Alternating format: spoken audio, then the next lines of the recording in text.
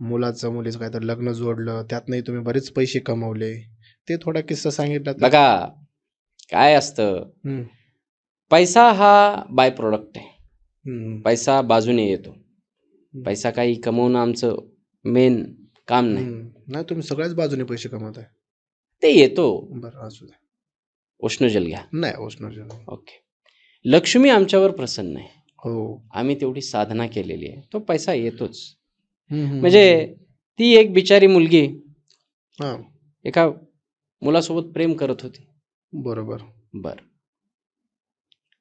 मुलाला तिच्यासोबत लग्न करायचं नव्हतं. हं, मग असं झालं, ते दोघेही माझ्याकडे आले. दोघंही आले का? मोठ्या घरचे होते, आमदाराचे होते. हं, हं, हं, त्याला तर लग्न करायचं नाही, हं, मुलीला लग्न करायचे. हं. मग मी मुलीला सल्ला दिला की तू त्याला सांग की मी प्रेग्नंट आहे. बर. आणि अशा पद्धतीने मग त्याला जेव्हा हे कळलं मी प्रेग्नंट आहे आणि तू जर आता माझ्यासोबत लग्न केलं नाहीस हं. तर मी पोलिसात जाईन. बर. म्हणजे ब्लॅकमेलच थोडक्यात.